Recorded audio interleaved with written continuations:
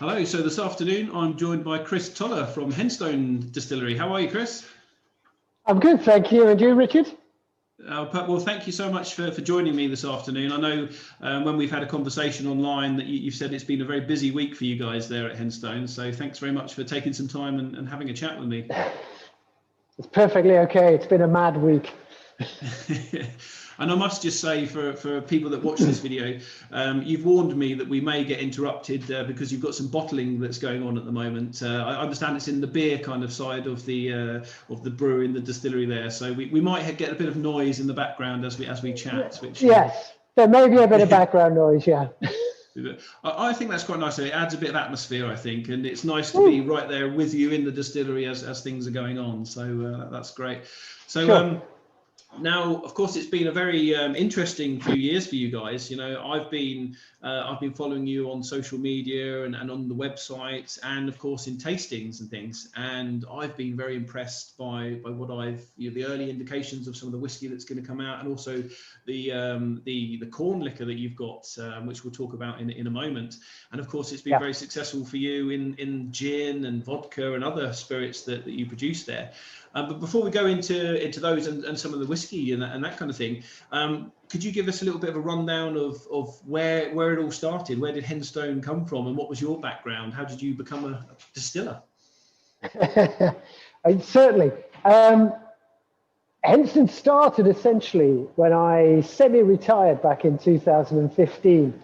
And shortly after that, I started working for some friends, Shane and Alison, who own a brewery about a mile from where I live. My previous employment history had been over 40 years in telecoms and IT. A lot of that spent in international travel. And in 2015, I sort of thought it was time to get back home and live from home and enjoy the family life more. And so that was the driver behind it all. Starting to work for Stonehouse then became a little bit of a hobby for me. But within a few weeks of starting, I'd sort of already started suggesting to Shane and Alison that we could purchase a £300 still on eBay and put some of their beer into it and make some whiskey.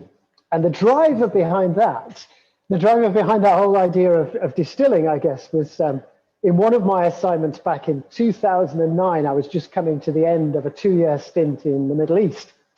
I'd been working out there on a 3-month on, 2 weeks off sort of shift pattern, which from a family point of view is pretty tough. But I was coming towards the end of that 2 years, and a very good friend and I were having dinner in a very nice restaurant in Abu Dhabi. And John kept asking me what I was going to do when I returned to the UK. And I normally never have plans lined up. So I would finish an assignment, go home, something would happen, and I'd start another one. And John kept pushing me for a reason or for what I was going to do when I got back. And I kept saying no, but he was interrupting my dinner too much. So eventually I told him, more to shut him up than anything else, I told him I was going to have a go at 2 things. I was going to have a go at breeding snails for eating, and I was going to try and convert my mother's old pressure cooker into a still and make some gin. When I got back, I did have a go at the snails. It wasn't very successful. We didn't eat any of them. So that became a no-no.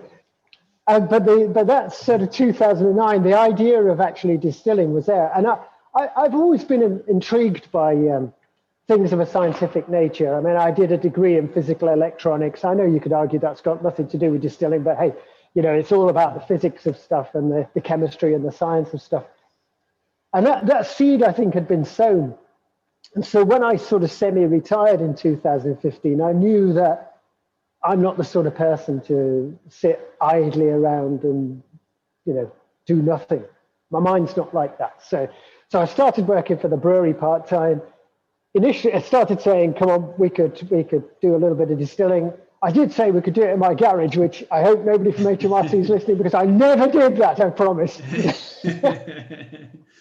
But the idea then, after about 2 weeks of Shane and Alison saying, no, I was walking out of the site one day and Shane came running up behind me and patted me on the back and said, come on, Chris, let's do it. And the idea had So it evolved from a 300-pound still I'd seen on eBay, and I remember bringing a printout in and showing it to Shane and Alison. They weren't very impressed, nor was I. It evolved to spending more than £100,000 on this. Oh, well. So basically you had your kind of a long career. You've then traveled internationally. You've kind of semi-retired or decided to get back home, and then you take a job at a brewery and you essentially become the kind of the brewery assistant. You start from the ground and then suddenly you're having some big ideas and you've worked your way up again. To be fair to Shane and Alison, they had actually thought about the distillery idea previously, but because of just the two of them, they didn't have enough, bandwidth to actually go ahead and do it. With my wife and I joining the team, so Henstone is a separate business to the brewery. So, but with my wife and I joining, it enabled us to sort of, help out and make this thing happen. Wow, and actually, we're a great team. The four of us make a great team. I mean, we've all got different skills that we bring to the party as well.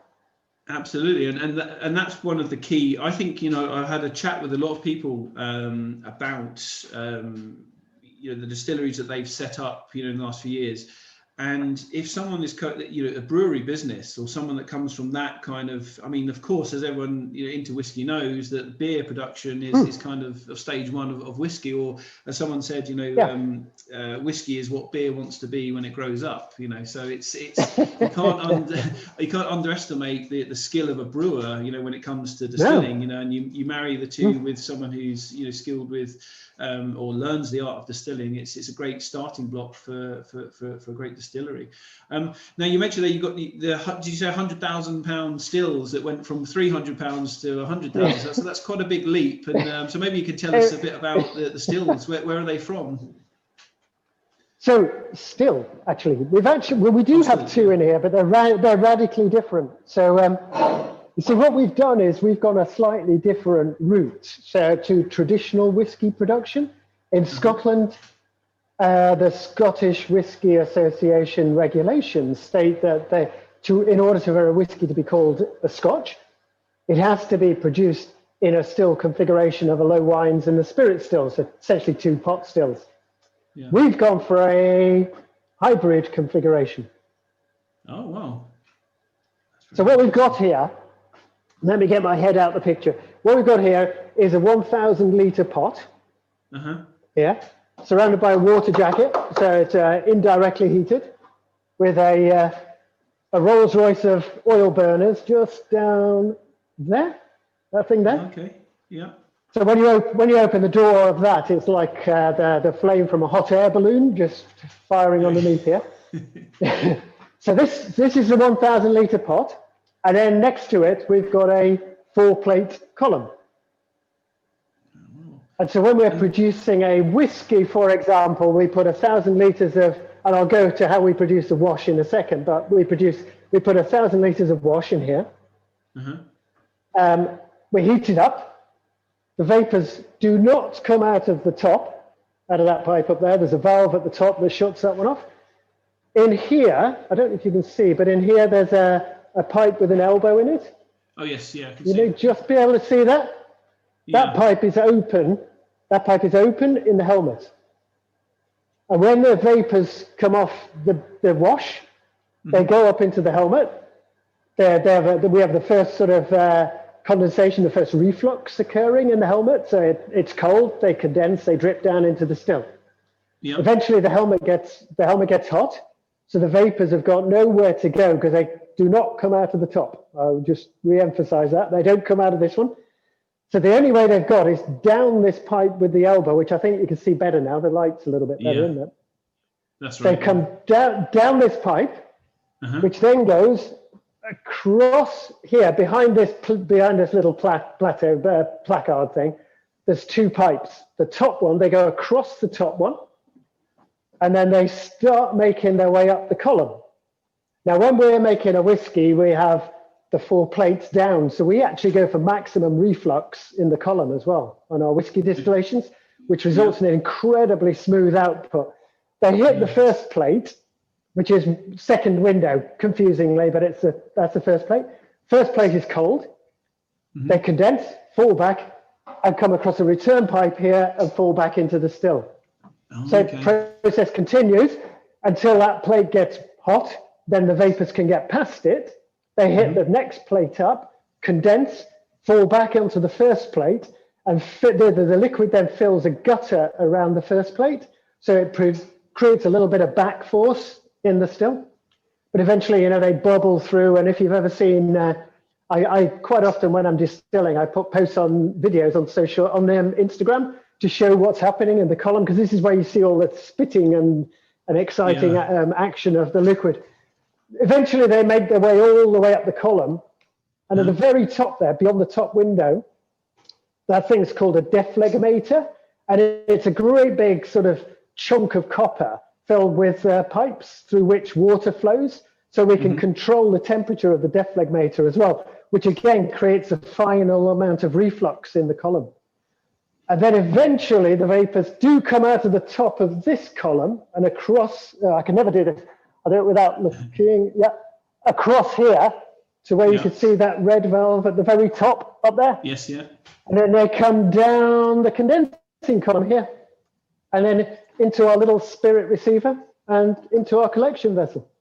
Fantastic. And how long does it take for the spirit to come through from start? From start, it's about a 5 to 6 hour process from the very start of from putting the wash in to sort of ending the tails. It's about that sort of time. And I noticed on the name tag on the stills there, is it Kota? I never know how to pronounce it. Kota. Yeah, Kota. Well, it's actually Kothe. Yeah. Kota. Yeah, that's it. I've heard a few different pronunciations of that, but it's they're German, aren't they? Yes. Down in here we are. Let me shut that door for you. Oh, nice. Can you see that in Eislingen? Yeah. So it's just east of Stuttgart. Oh, and did you have those? Were they custom built for you guys, or you based on the sort of configuration you were going for? Yeah. Oh, fantastic! And so was it right from the start, pretty much? You had an idea that you wanted to make whiskey, or was there lots of things all together? Was it okay? We're going to make gin, we're going to make vodka, we're going to make a bit of everything, or was it kind of whiskey to start off with, or that was the idea? But perhaps while we're on our journey, because as people know, it takes 3 years in a cask before we can call it whiskey. So was it okay? While we're doing all that, we'll make some other spirits as well. It was. We always knew we were going to produce whiskey. We always wanted our one of our drivers from the beginning was to make the spirits from raw ingredients. With whiskey, we make a wash first, which we use all the brewery facilities for. So we create the wash on site and then distill that wash to create the new make spirit. We knew we had to make some other things as well, and we always had this idea about a British bourbon. And none of us can quite remember why we thought this would be a good idea, but we're really pleased with the results, I hasten to add. But we had this idea of a British bourbon. I think one of the drivers was that we knew that to produce a whiskey in England, we didn't have to abide by the Scottish regulations, i.e. in still configuration, for example. But we knew that we have to abide by the EU regulations, 110 or whatever it is, that states whiskey must be matured for at least 3 years. So part of our thinking was, actually, if we produce a British bourbon, we can probably get it out after 2 years, because I'm pretty sure that's the minimum period an American bourbon has to mature for. Transpires that we can't call it a bourbon because we've made it in the UK. Therefore, we can mature it as long as we wish, or as short as we wish. And with our first batch of that bourbon, or we can't call it a bourbon, we actually matured it for 8 months and took it out, and it was fabulous. The other spirits, I mean, we weren't going to produce a gin, primarily because even though we paid 100 grand for the still, we can't get neutral grain spirit out of it. We can't get alcohol above 96% in any quantity. So that was the main reason we weren't going to produce a gin, because we knew we would have to buy the neutral grain spirit in. But when we were doing due diligence on the factory where Hilda, the still here, was made, Nice. the owner of the company let us taste his spirits. He knew we were going to be producing whiskey, so we were tasting his whiskey, and oh, it's very good. Yes, thank you, Ulrich. And then he let us taste his clear liquid, which happened to be his gin. And we just looked at each other and said, actually, even though we think we've missed the top of the wave in the gin production thing, and even though we'd have to buy neutral grain spirit in, if we can produce a gin like this, we think we're going to do it. And so we went ahead and did it. And so we have to buy the neutral grain spirit in, but it's based on 100% British wheat. And we're very, very specific about which supplier we get it through. We don't penny pinch or anything like that. And we've produced this, which won Best in Britain 2020. So. Wow, that's incredible, isn't it? It's from something that you weren't initially going to go into, but then you end up winning an award, a great award, that's pretty amazing. And it's like with your bourbon equivalent, as you call it. That's an interesting one actually, because I don't know if there's many people that have actually done is it 100% corn, or is there? No, so the mash bill for this is 50% corn. 25% wheat, 25% barley.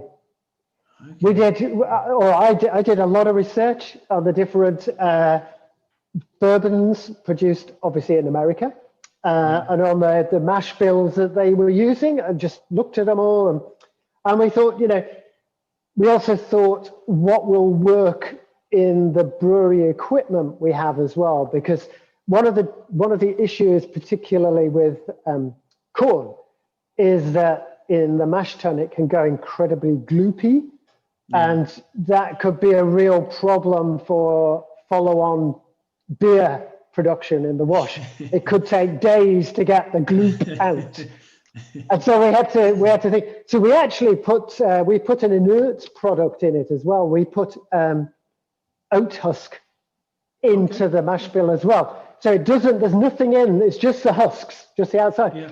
But it helps to prevent the corn going gloopy in the mash tun. Wow. So, well, this is very interesting, because, as I say, I know there's a few English distilleries that are making a kind of rise and that kind of thing, but there's not many, or I can't even think of anyone that's making corn liquor, or bourbon equivalent. No. This is the great thing, because you guys, I think, as far as I know, anyway, although one of the first to be doing this maybe you guys need to think of some kind of the British bourbon kind of equivalent, and get that in there. Yeah, absolutely. I mean, one of the so we knew we couldn't call it a bourbon. Well, we were so tempted to call it a bourbon, and run the wrath of the Americans, but then we decided we chickened out. So the actual name, the corn liquor, is obviously what it is. I mean, it's predominantly corn in the mash bill. The Old Dog, we just up the road where I live, a mile from here, is a little valley, the Mortar Valley, just outside of Oswestry. It used to be a coal mining valley, and one of the mine shafts was called Old Dog. Oh, okay. And we were the four of us were having dinner one night. We were going, what are we going to call this bourbon thing? And we came up with this name, Old Dog Corn Liquor. And as soon as one of us, I can't remember who, it doesn't matter who said it, but as soon as the one said it, that was it. Right? That's it. We've got the name. And I had a taste of that. It's one that I'd seen, and I was getting around to getting some, and it actually came up on at the English Whiskey Festival that happened a few weeks back. Right. You guys submitted some new make spirit, because we'll talk about your single malt whiskey soon. Yep. Now I missed the mystery dram session at the festival, and but one of the drams, as it turned out, was your corn liquor, your Old Dog corn liquor.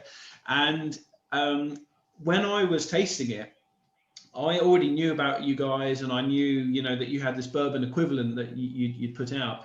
And so when I was trying it, I thought, well, this has got this. and it was so distinctly bourbon-like. It wasn't a full-on one of those full-on powerful kind of bourbons you get, but it was there was a definite bourbon character to it. And I was trying actually to work out I'm glad that you've given me an idea of what the mash bill was, because I was trying to work out, how much corn is this compared to and what other grains are in there, because it was a definite, I would say if you put that on a bar in America and gave it to a bourbon fan, I think they would be completely fooled that it was I think they would pick up some. This is an interesting one. This is slightly different to some I've tried, but I think it would convince them that it was a bourbon. So I think you did a great job on it. And I noticed at the English Whiskey Festival as well on the chat comments, because I after doing the mystery jams myself, I then went back and watched on YouTube the sessions. And excuse me, and I noticed some of the comments that were popping up, and it was, wow, this corn dog stuff this Henstone stuff is great, and there was a lot of questions asked. So it was fantastic. And also I mentioned there that for that you submitted a new make spirit, yes, to give you, which gives us a bit of a hint and a clue that soon you have a single malt whiskey that's going to be coming out. And so I wonder if you could tell us a little bit about that. Look what I've got on my table over here. I call it my desk. The distillery here, by the way, is on a mezzanine floor in the brewery. So the brewery is sort of below me, but with I've got an open aspect in front of me. I'll show you. Okay. I'll show you. If I just spin the camera around. So they can keep an eye on you. You see? Oh, wow, nice. So all right. So, and I'm upstairs here. So since the beginning of lockdown, so since March, I've been self-isolating up here. So nobody else comes up here. This is my desk. Have you got a little bed underneath the desk then, or that's right. You sleep inside the still when it's not used? I've got some nice comfortable chairs around the back of Hilda, actually, that I bring out occasionally. So look what I've got here. Now this is incredibly rare. This is to actually be bottled. So this is going out early next week to one of our gold founders who joined up, paid up end of last week, actually. So they're the only people who receive this. Oh, wow. Wow, so I feel honored that I've tried a little. Absolutely. So unlike many, we don't sell it. There's a few things here. So you asked about a whiskey. So that's the new make.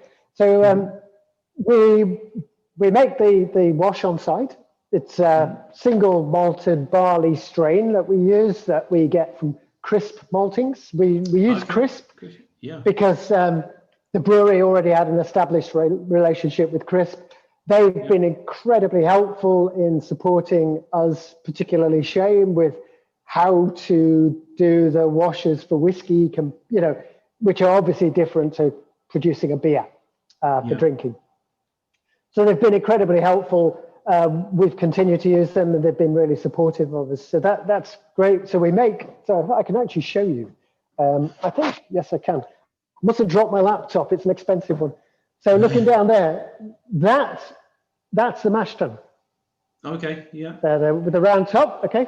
So it'll take about half a ton of grain, and when we're producing the wash, there's a forklift truck that comes along here and lifts the hopper up above the mash tun, and then we drop the water and grain into the mash tun, where then the sparging takes place, and the enzymes get to work and convert the starch into sugar. It's very interesting you're using Crisp, actually, because I was chatting to Max at White Peak a few weeks back, and he, for the same reason that you just mentioned, those guys seem to be very, very helpful. Nothing was too much trouble, and they really seemed to know what they were doing. And so I've heard I'm going to have to get those guys on for a bit of a chat as well at some point, because they're coming up on my radar a bit more and more. So are you going to be using, is it unpeated malt that you're going to be using, or are you going to be doing some peated? Completely unpeated, and there's a couple of reasons for that. One is personal taste. One of our values, if you like, is from all four of us that we're producing spirits across the entire range that we like. I know, it could be argued, well, we're daft doing that because we should be chasing the trends and we should be making this pink, because pink gin sells a lot more than clear gin, and all that sort of stuff. But no, we're not. We're holding true to that value. So, and none of us are particularly keen on peated. However, that said, I'll come back to it in a second. The other reason is if we put peated malt anywhere near the beer production facility, there's a huge danger that every beer produced by Stonehouse would taste peated. That's very true. Yeah, that's very true. I didn't think of that. Yeah, so it's a no-no. And that's one thing. So that's one thing. The other thing, actually, that makes us different to probably the vast majority of other whiskey producers, because we're on a brewery site as well, is that behind the mash tun there, that's the mash tun. Mm-hmm. This thing over here is the copper. Yeah. And when you make a beer for drinking, after the mash tun, you then put it into the copper and you boil it away and you throw the hops in and stir those up and boil it for a while. Yeah. Now, all the Scottish distilleries, well, I'm pretty sure of this fact, that they don't boil the wash. It goes from the washback or mash tun, from the mash tun into the washback. Yeah. Ours, we boil first. We only boil it for 10 minutes, but we do that to sterilize it because it's going into a fermentation room with all the beers produced by Stonehouse. Mm-hmm. And if our wash got a wild yeast cultivation going on in it, it would ruin all the beers. So that's another thing that we do slightly differently. How long is your fermentation for the whiskey? Oh, that's a very good question. That's one of our other differences. This is a little tongue-in-cheek. I say it's as long as it takes. It's in this 5 to 7 day time. Okay, so that's quite long, isn't it? Yeah. It is. The reason I say it's quite long is we do put an upper temperature limit. So we call them fermentation vessels, as in the brewing industry. In the distilling industry, I know they're called washbacks, but they're actually chilled fermentation vessels, which are just behind this wall here. And we hold the upper limit at 28 degrees. And so it depends a little bit on the day of the wash. That influences, the wash itself. We use predominantly brewery yeast as well, mm-hmm. which again is a difference. It makes us very unique to this establishment because nobody else can copy that. And again, each batch of yeast is slightly different. So they all, go together to sort of mean that you can't actually say it's a 5 day fermentation because, well, what point are you up to? So we actually, we measure. It is. We measure the specific gravity, and then when that's right, then we're ready to go. Yeah, and it is the yeast that the yeast strain that you use is that a specific one to Stonehouse that they've used for a long time that is kind of their custom, or I don't know if that's the right word for it, for a yeast, but their sort of strain, Yeah. Interesting. So that's good. It's quite a lot of interesting things going on there. Yeah. I suppose there's lots of things you have to be careful about, but then there's lots of things that are setting you apart and making you quite unique. Which is very, very interesting. That's right. One thing I was thinking, because one thing that's become popular recently, of course, there's all sorts of things that are going on with different casks and different finishes and things like that. Does Stonehouse cask age any of their beers in wood, or they don't? Because I was wondering if that was going to be something, that you've got beer casks that you're going to then put some spirit into later on and finish them and that kind of thing. That could be quite interesting. I mean, we never say never, right? But Stonehouse doesn't currently do that. Oh, okay, well, we'll see. I'm going to take credit for that in the future if you do. Okay? Well, so I mean, and sorry, I didn't mean to interrupt you there about the single malt. So, and then we've got a bit about the background of that, and what kind of style of spirit has that given you with all those factors? Is it going to be something that's your new make anyways? Is it quite a fruity one? Is it quite more malty, or is it somewhere in between? Is it? So we all four of us like the sort of light Speyside style whiskies, and essentially that's the sort of style we've aimed for. And again, first on TV for you. I've got an exclusive. This is great. You have definitely got an exclusive. So this was, let me just get you the date, the 30th of September. This is cask 1. This is the one that will come out in January of next year. So this is, now, cask 1 is now buried under many, many others. So all we do is prise the lid off and get a pump in there. So I wasn't able to, I didn't take it all out, and I wasn't able to agitate it properly. So the first thing is the color may well be a bit darker than this when we actually come to take the whole batch out. Yeah. It's currently in cask. I was going to say, it's got a nice color already. It's a nice. It has. Yeah, what casks were they in? Bourbon casks? This ex-bourbon, yes. Yeah. Yeah. Nice. Oh, sorry, you're frozen up there. Can you hear me? The Majestic was at cask strength, this little sample. With all our spirits, the other thing is we never start with the end ABV amount. We always, when we produce a spirit, so and the reason we do this is going back to our very, very first. So our London dry gin, when we, can you see how that's cloudy? Yeah.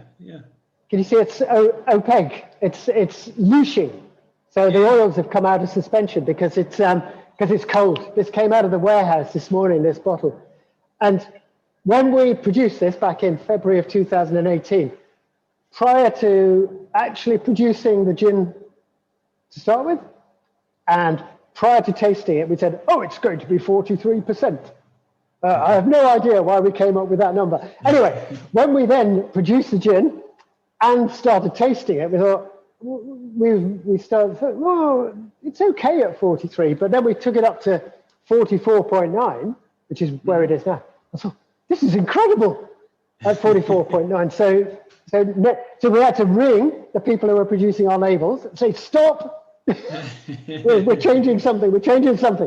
And we had to get them to stop the production. And we were fortunate they hadn't actually started that day, but they were doing them that day. And we changed that to 44.9. Wow. And so we never start. And the whiskey is a prime example. So the whiskey, we know what the bottling ABV of batch 1 is going to be because we had to get the labels produced. And it's somewhere between these. So at cask strength, it was 60.8. That was coming out at. We did another taste, so we tasted that one. We did another taste at 45.8. Yeah. And we did a third taste at 42.8. Okay. Now it's not going to be any one of those three, but it's somewhere in that mix. Oh, okay. Well, that's nice. I've got a bit of a preview. I'll have to guess. And I tasted a little bit of your, I tasted a little bit of your nice colour spirit, just a tiny little bit for the festival, and I found it was nice, and there was a nice sweetness to it, and there was a kind of toffee-ish, popcorny kind of note, a very like butter popcorn or something like that I got. Yes. So how is it now with the influence of the kind of vanilla and the wood and those kind of and the slightly spicy bourbon notes? Yeah, how is it now rounded? And rounding out? We're all overwhelmed with it, actually. We think it's stunning. I can see your face. Do you know one of the things? People keep saying to us, so are you putting some down for 7 years? Are you putting some down for 10, 12? And to be honest with you, Richard, we're sort of struggling with this a little bit because I would appreciate your view, to be honest. Because we've self-funded this, we are a little bit limited in how much whiskey we've got out there. Although we've nearly filled one warehouse, it's all been self-funded through the sale of the gin, essentially. You know, that's just kept us above water. Now, we know that, well, we certainly hope we'll be under a fair bit of pressure to get everything out after 3 years because the market demand will be there. Yeah. And you know, when we distill through Hilda here, one run through there is essentially 5 distillations in one go. And so we end up with that beautiful, sweet new make spirit. You've tried it.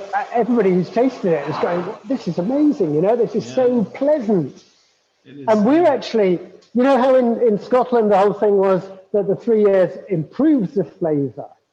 Now, obviously, it adds character to the flavour and that.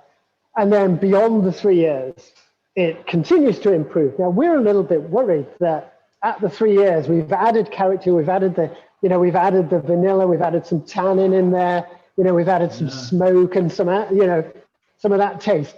But then we're a bit worried that actually going beyond that may actually have the opposite effect. Yeah. Well, this is, and I guess, and who knows, Yeah, I guess this is the thing, isn't it? That I guess that comes with the experience, and because you're at that stage now where you've got your first whiskies coming out, but you haven't got anything that's over that 3 year mark. And it's going to be, I know a lot of there's a few guys that I know that I'm in contact with, and also not just in English whiskey, but in others. Like I was chatting to a guy, Thibaut de Meyer from Bruges Whiskey Company, a young guy he does a lot of experimental batches in much smaller casks, where he gets these little custom made casks and things, and he does all of his experiments there, because of course the smaller casks, the maturation is much faster, and I think he puts them in different positions and does things to them in the warehouse, so he can get like a little bit of an idea how his spirit is going to behave in a few years down the line. Now, of course it's not going to be 100% accurate, but it gives you an idea, and that's kind of what he was working on, and what a few others I know have kind of worked on.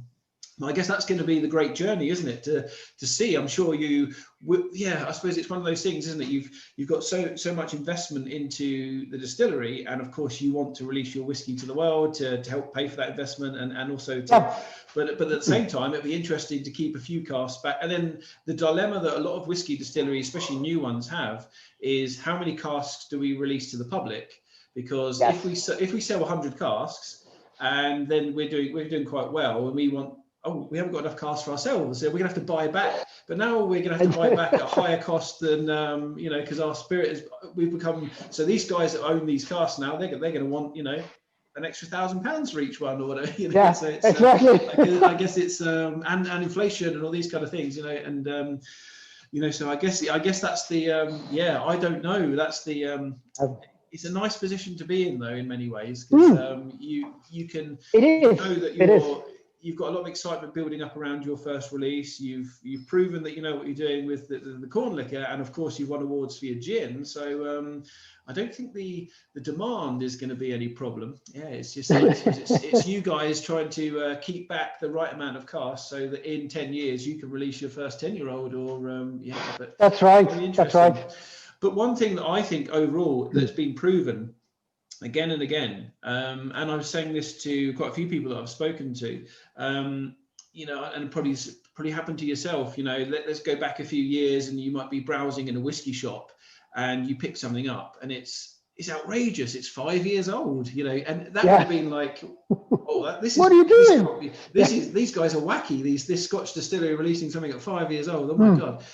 Because the perception is that a 20-year-old, a 25-year-old, a 30-year-old, they must be the best whiskies, but it's not necessarily the case. There are some stunning whiskies that are 30 years old, 50 years old, that are incredible.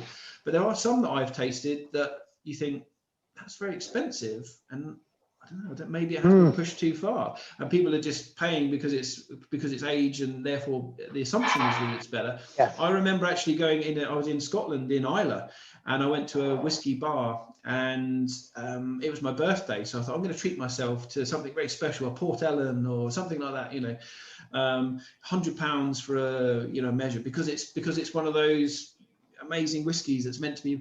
The guy behind the bar said, you can go for that if you want, or with that money you want to spend, I can show you 10 other amazing whiskies, and your choice.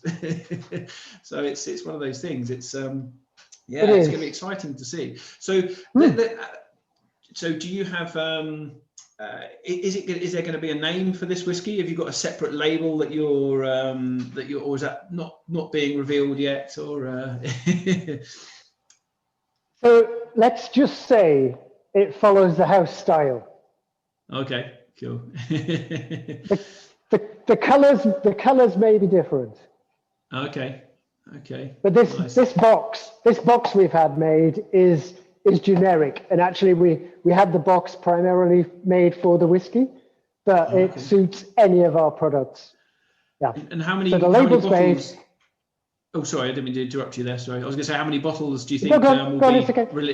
I was going to say, how many bottles do you think will be released on the first run, on the first release? Well, we've sold 200 of them already. So back in November 2017, when this was being installed, Yeah. we sold 200 certificates Oh wow. Okay. to friends and family and our network, and they were sold like that. Yeah. So those 200 people are hanging on to their certificates. We've forgotten the fact that they've paid duty on this and all that sorts of things. We've got to find that money yet. But so those 200 will have their bottles. We've got another 10, so 201 to 210 allocated to our gold founders. Okay. Which we only launched during lockdown again. So a couple of those have gone already. So, and it's not cheap, but it gives the customer 10 bottles of whiskey over 10 years. So a bottle a year for 10 years. Yeah. Including a bottle from cask one. And then we will have a few left over. I mean, we're expected to get sort of, the 350 mark-ish out of the cask. Okay. Yeah. So we'll have this sort of 140-ish. Then we're going to work out who the heck gets these, which could be a bit of a dilemma.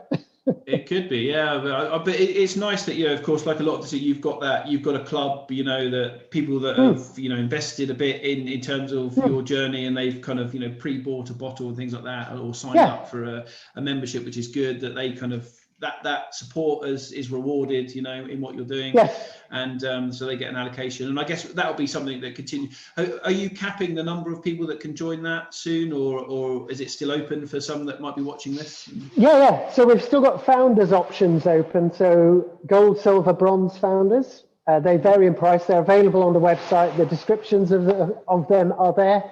And if anybody's got any questions, just drop me an email at info@henstonedistillery.com. And I'll sort those questions out. And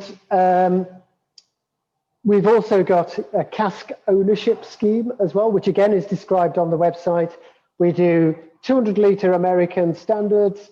We do 55-litre firkins, and we can also do blood tubs as well. We haven't done any of those yet, but we can do, and we can get them made. Yeah. That's interesting. I might have to have a conversation with you after we stop recording about that. Do you know what? I sold a firkin this morning. Fantastic. Well, Richard, just hold on a second. I've got 5 minutes before the noise starts. I'm just being. No problem.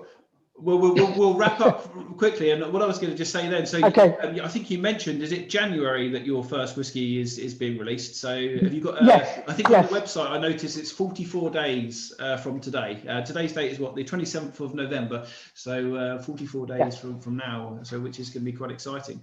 And what do you, very briefly, because I know you've got to start up the bottling plant down there. So what's next for, of course, you've got this release that's coming out.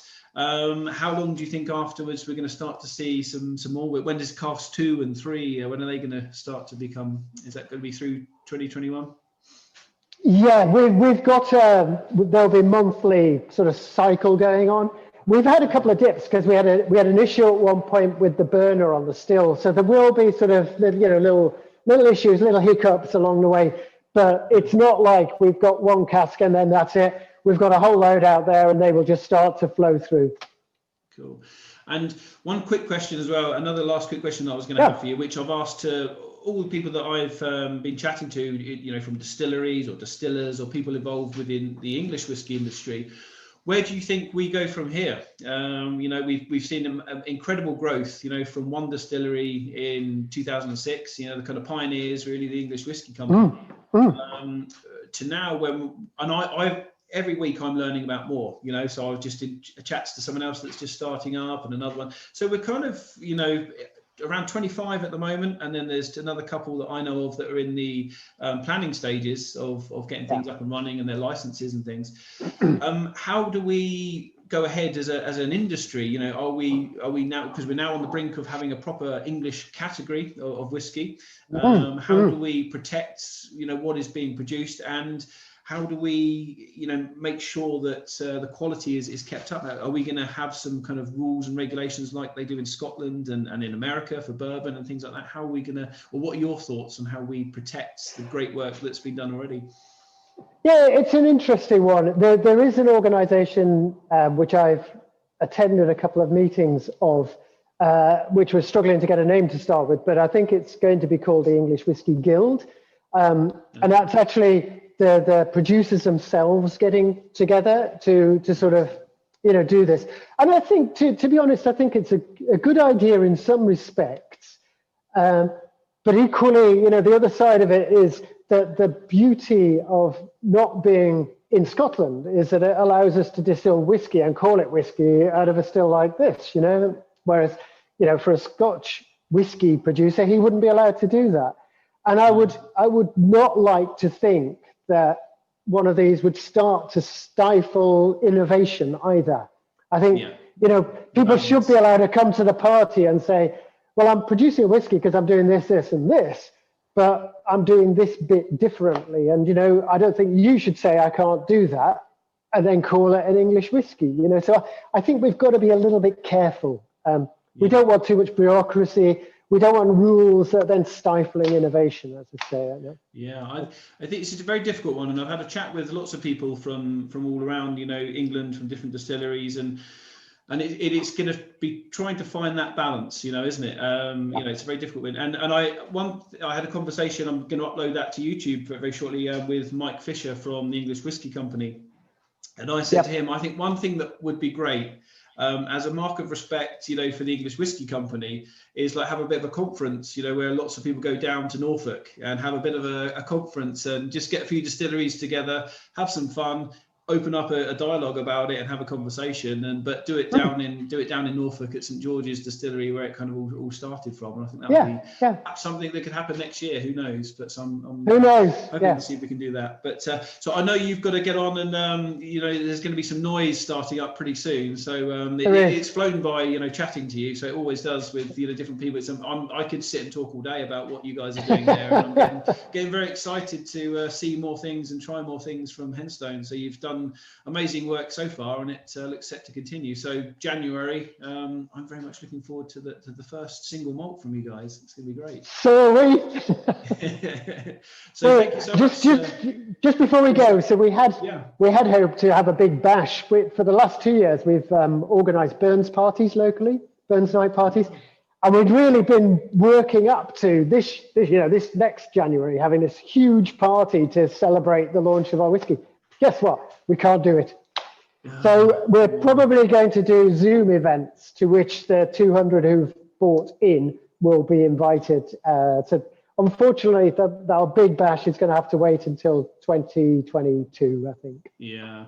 Well, maybe you could do like a big Zoom kind of party where, you know, people go out in their gardens and get a bonfire going or something, and you know, sit by the fire if they can, or, you know, have a living room, and you know, I suppose you can go live to a few different people as they're enjoying their first release, you know. So that'd be fantastic. Right. Well, if you do a Zoom event like that, I'd love to be involved and come along and you know, be there for the launch. That'd be fantastic. So, Chris, thanks very much for joining me today, and my pleasure. Good luck with the bottling this afternoon. Thank you very much indeed, Richard.